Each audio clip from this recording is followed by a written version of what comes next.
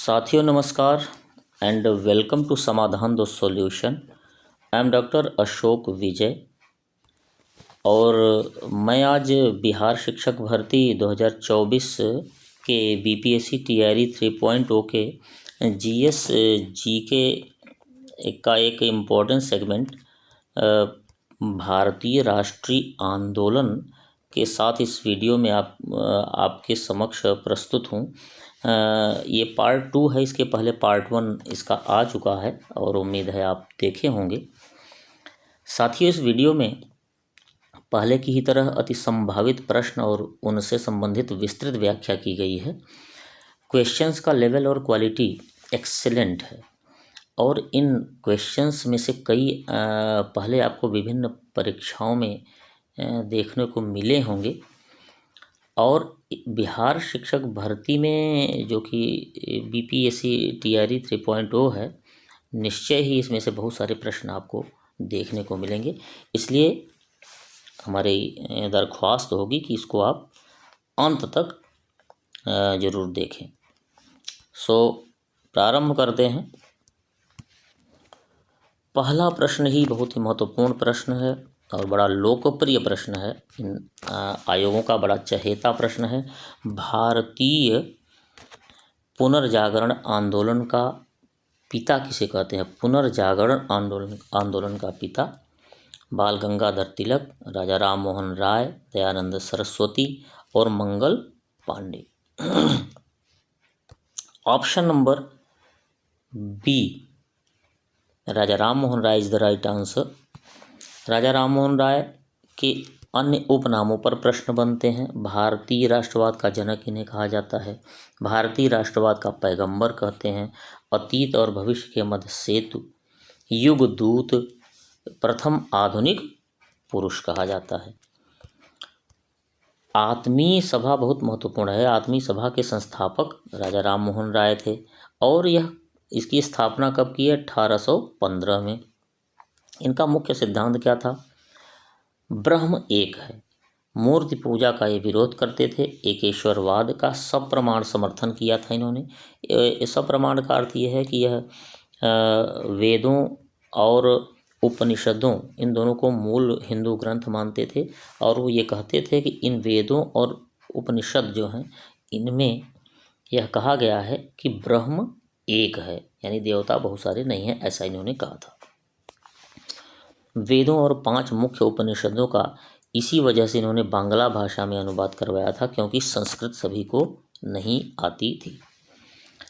बहुत ही लोकप्रिय पॉइंट आगे है कि ब्रह्म समाज की स्थापना, यह अक्सर प्रश्न आता रहता है परीक्षाओं में। 20 अगस्त 1828 को हुई थी। ब्रह्म सभा इसका नाम था स्थापना के समय, बाद में ब्रह्म समाज हुआ। ब्रह्म एक है, ऐसा इन्होंने कहा। जाति में और रंग में कोई भेद नहीं करना चाहिए, क्योंकि सब बराबर हैं। धार्मिक कर्मकांडों का इन्होंने विरोध किया। इनकी प्रसिद्ध रचनाएं, जो इनकी प्रथम पुस्तक छपी थी 1803 में, वह थी कौन सी? तुहफत उल मुवाहिदीन। और दूसरा जो इनकी जो प्रमुख रचना वेदांत ग्रंथ है, 1815 में छपी। इनमें हिंदुओं की जो तर्कहीन धार्मिक प्रथाएं हैं, उनका विरोध किया गया है। आप देखिए कि प्रश्न तो छोटा सा यही था कि भारतीय पुनर्जागरण आंदोलन का पिता किसे कहा जाता है, लेकिन इस प्रश्न में कम से कम 6-7 प्रश्नों के उत्तर छिपे हुए हैं। इसलिए कितने महत्वपूर्ण व्याख्याएं होती हैं, इससे आप अंदाज़ा लगाएंगे कि इस जो वीडियो है, इसकी क्वालिटी क्या है, इसका लेवल क्या है। इसलिए इसको बहुत ध्यान से, बहुत गौर से और बहुत गंभीरता से अंत तक देखें। निश्चय ही आपको ये बहुत लाभ देगा।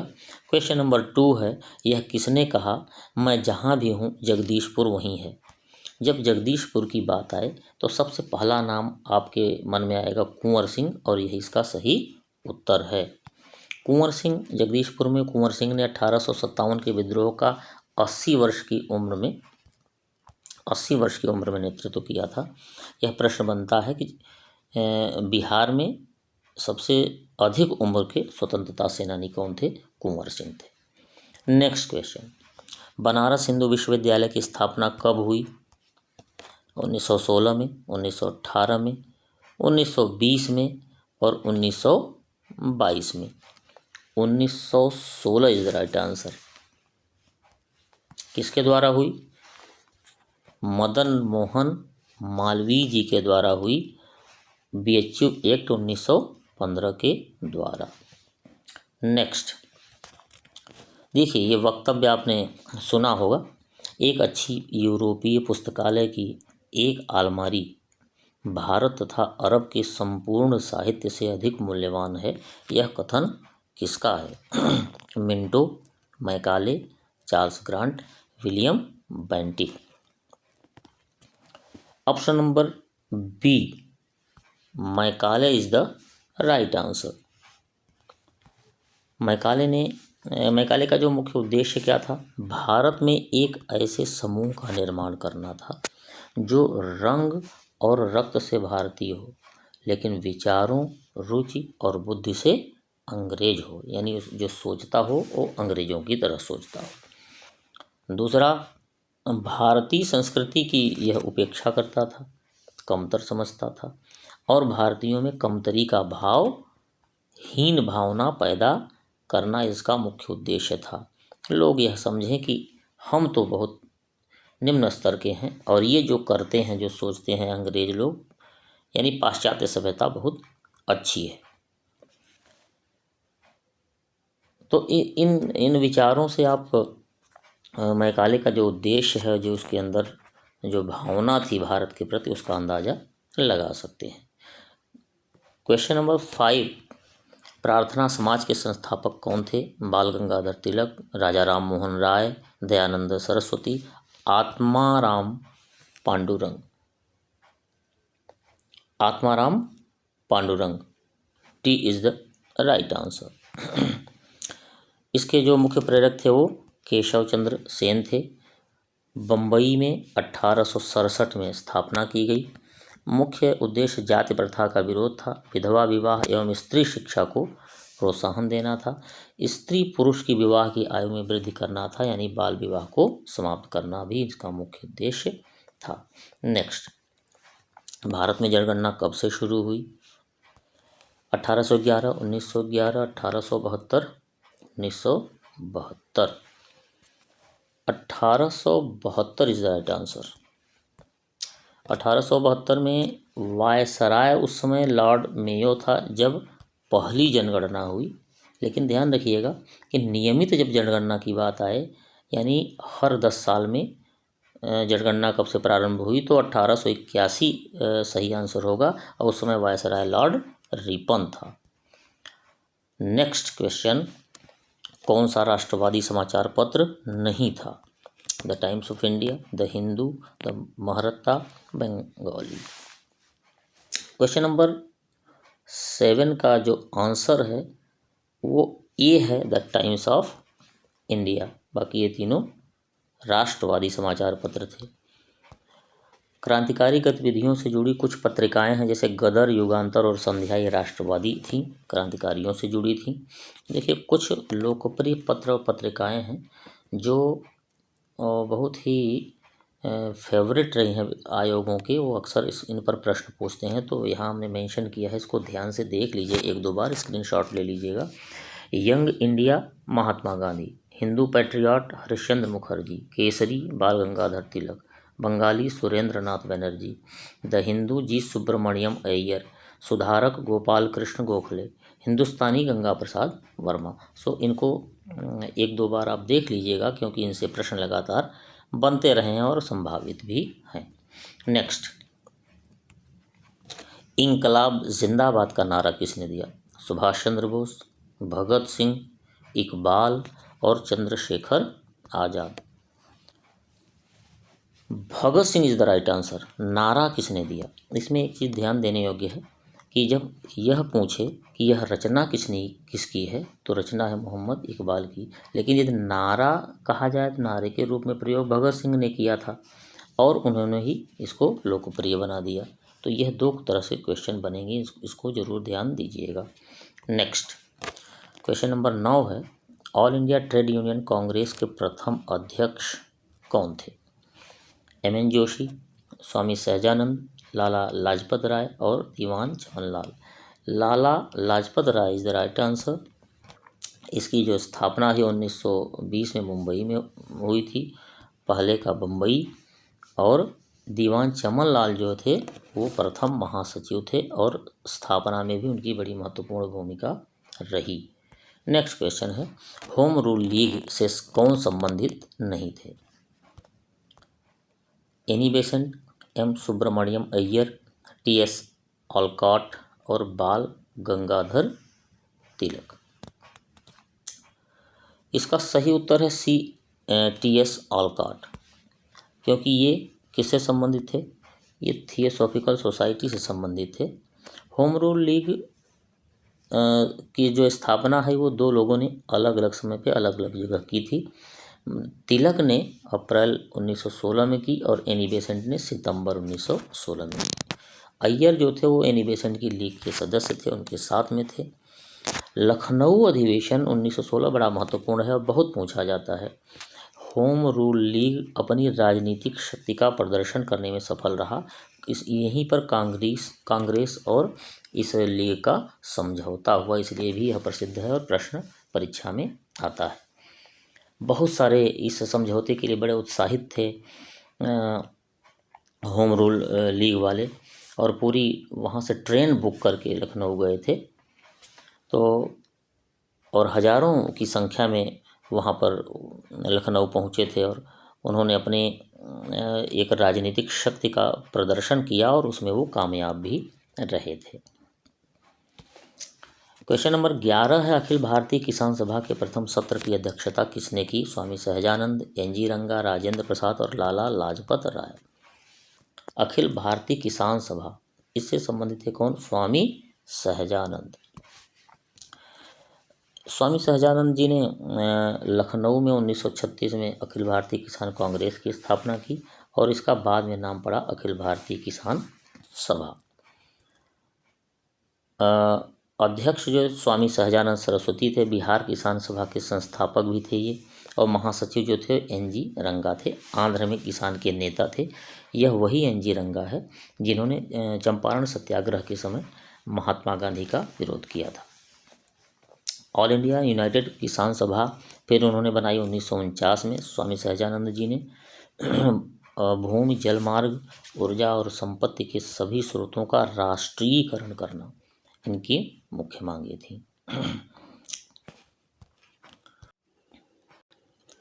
किसान क्या करें, किसान क्या करें इनकी प्रसिद्ध पुस्तक थी और इनको क्या कहा जाता था? इनको कहा जाता था किसान प्राण।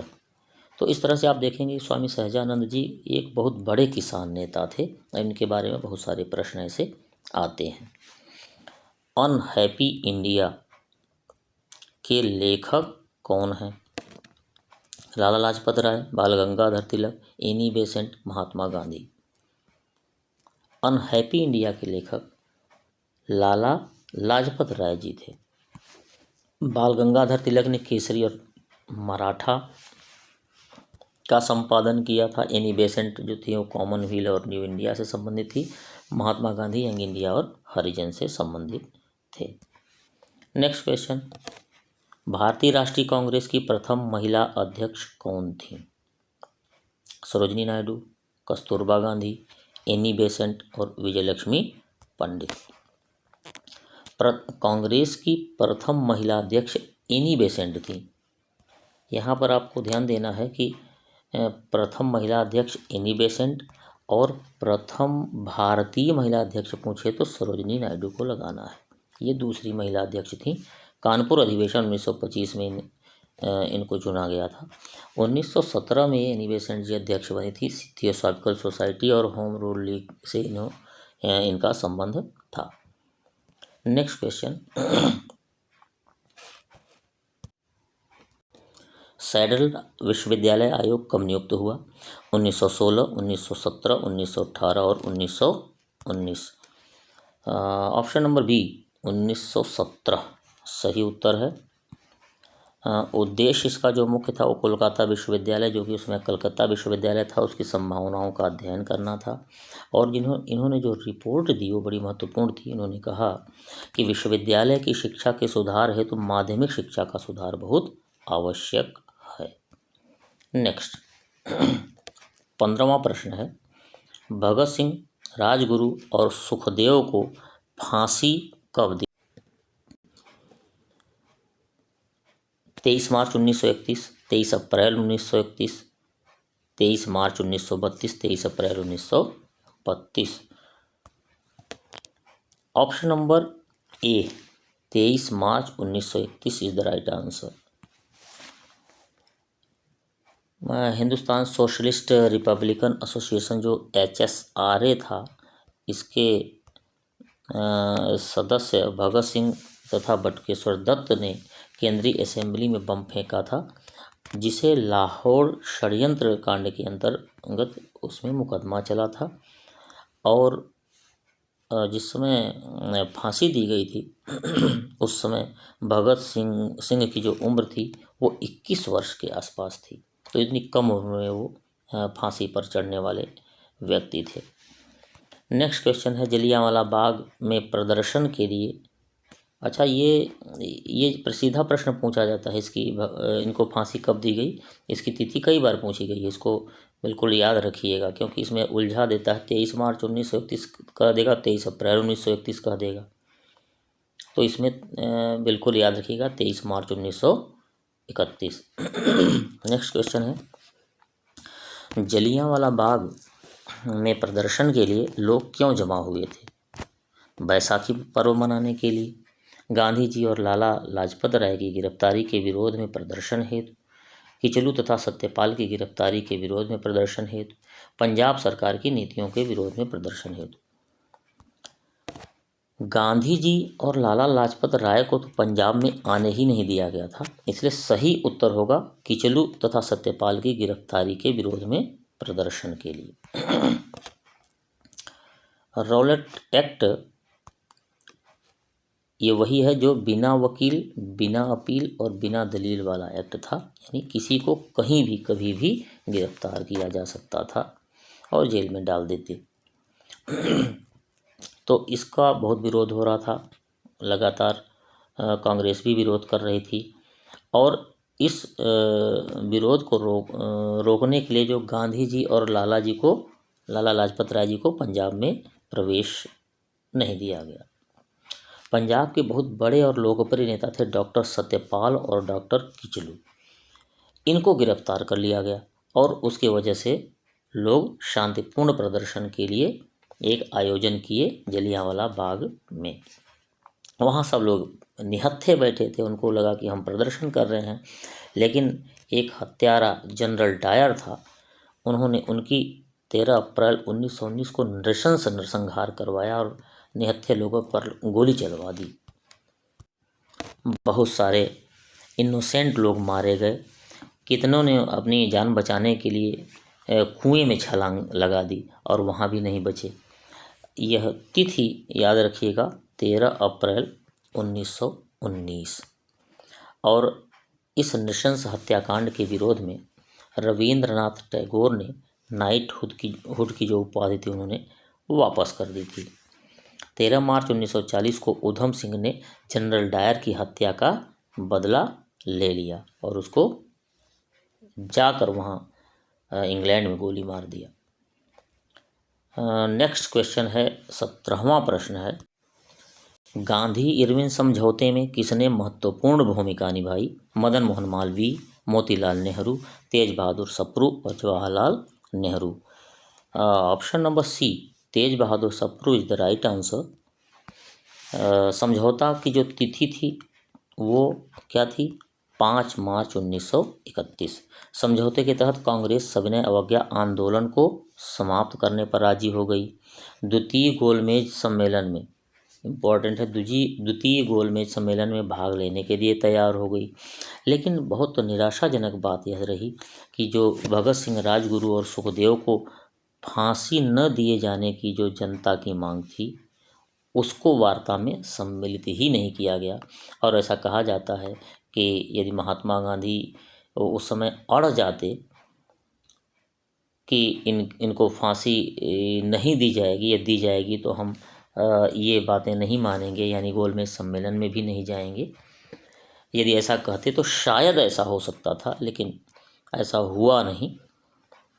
तो ये तिथियां एक 5 मार्च 1931 और ये 2-3 चीज़ें जरूर याद रखनी हैं।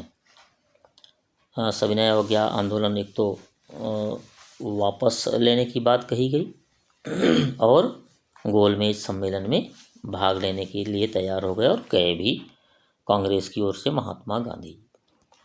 नेक्स्ट क्वेश्चन है, इंडियन अनरेस्ट का लेखक कौन था? लाला लाजपत राय, एनी बेसेंट, दादा भाई नौरोजी और Valentine Chirol. The answer to this question is option number D, Valentine Chirol. इसने ही तिलक को क्या कहा था? भारत में अशांति का जन्मदाता, और इसीलिए तिलक ने इस पर मानहानि का मुकदमा दायर कर दिया था।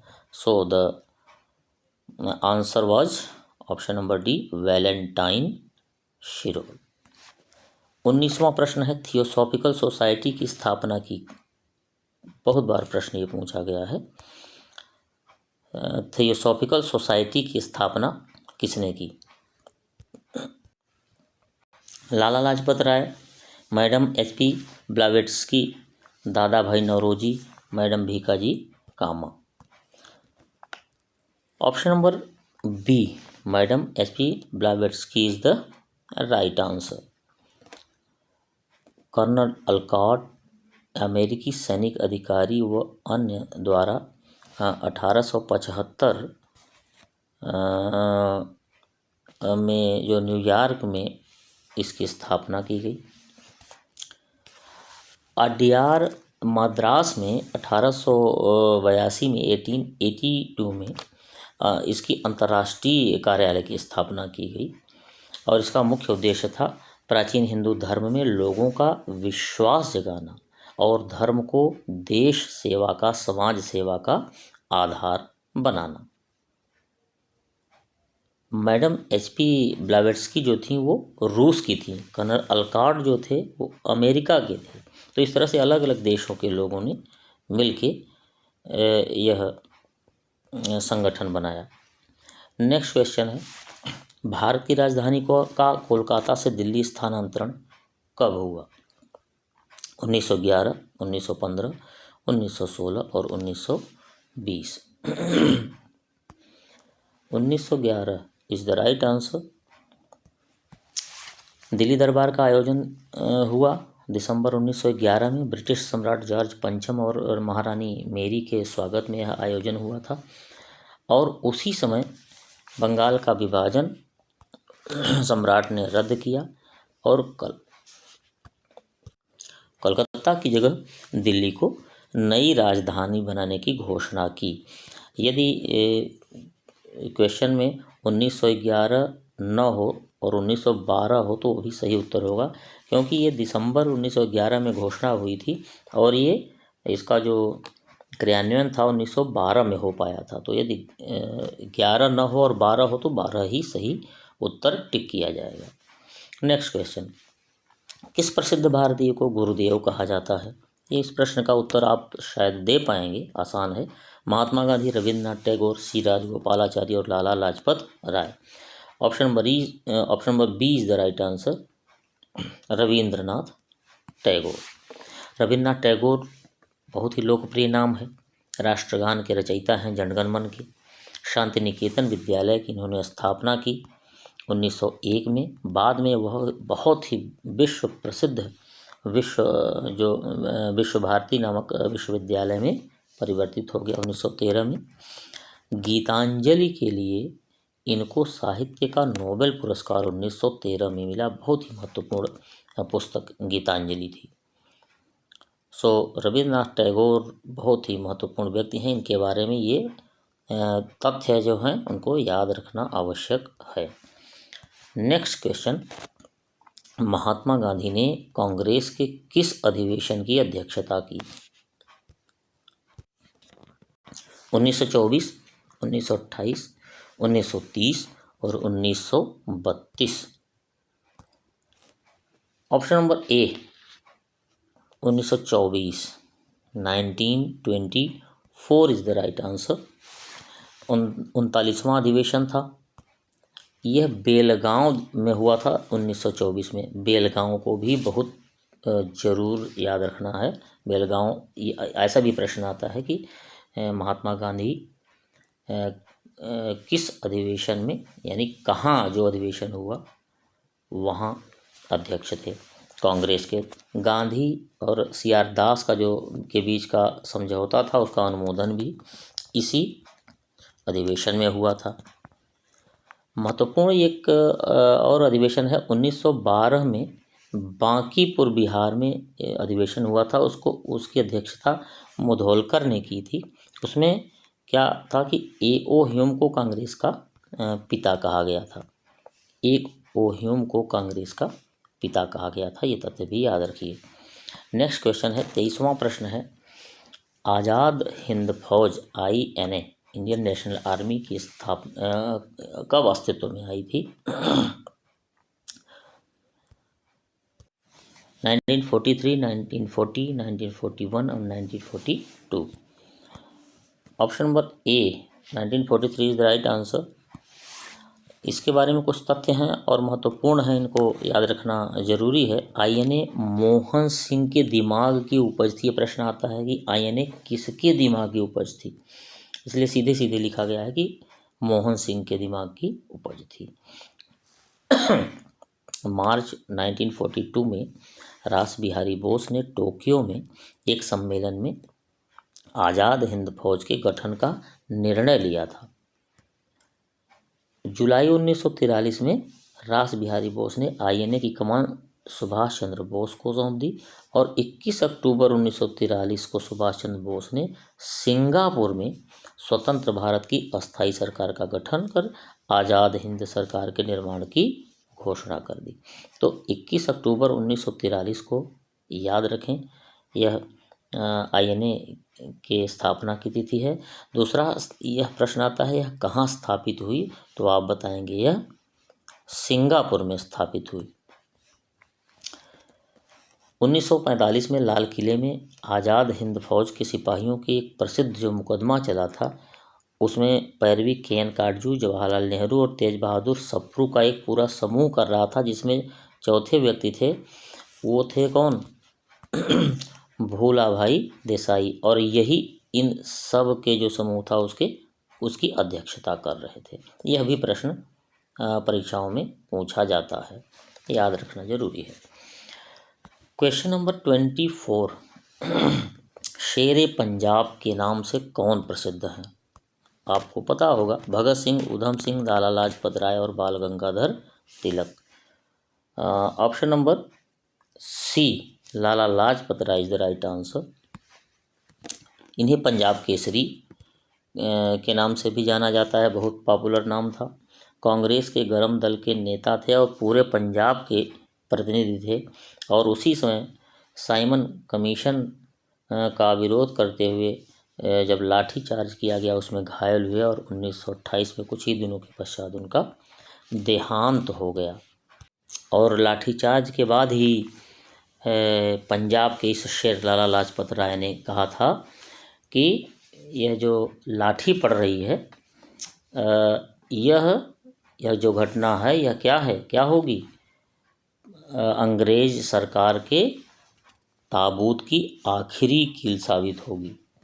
इसी के पश्चात उन्होंने कहा था। नाउ द लास्ट क्वेश्चन है 25th क्वेश्चन। गांधी जी ने सविनय अवज्ञा आंदोलन कहाँ से प्रारंभ किया था? खूब प्रश्न ये आया है, कई बार आया है और इम्पॉर्टेंट है। साबरमती, दांडी, वर्धा, अहमदाबाद। यह प्रश्न है कि आंदोलन कहाँ से प्रारंभ किया गया। आंदोलन साबरमती से प्रारंभ किया गया था। प्रारंभ कब हुआ? 12 मार्च 1930 को गांधी जी समेत कुल 81 यानी गांधी जी के साथ 80 लोग थे, इनको लेके 81 सहयोगी साबरमती आश्रम से चले। यह भी प्रश्न आता है कि कितने दिनों की यात्रा थी। 24 दिनों की है, 24 दिनों की लंबी यात्रा थी। 6 अप्रैल 1930 को ये कहाँ पहुँचे? 24 दिन बाद दांडी में पहुँचे और स्वयं नमक बनाकर नमक कानून को भंग कर दिया और सविनय अवज्ञा आंदोलन की शुरुआत हो गई। इसी आंदोलन का अनुकरण करके तमिलनाडु में सी राजगोपालाचारी ने तिरुचेनगोड आश्रम से त्रिचुरापल्ली के वेदारण्य तक की एक नमक यात्रा की। जिस तरीके से इधर दांडी की यात्रा महात्मा गांधी ने किया था, उस तरह से ये पूरे देश में यात्राएं चल रही थीं। और इसी तरह से बिहार में लोगों ने नमक बनाने के साथ साथ एक और टैक्स का विरोध किया। यह प्रश्न आता है, चौकीदारी कर का विरोध किया था। तो इस तरह से बिहार के लोगों ने नमक कर का तो किया, उसके साथ साथ चौकीदारी कर का विरोध किया। प्रश्न आता है कि बिहार के लोगों ने नमक कर के साथ सविनय अवज्ञा आंदोलन के समय और किस कर का विरोध किया? तो वो चौकीदारी कर का विरोध था। इस तरह से सारे यह प्रश्न आज की इस वीडियो में पूर्ण होते हैं। और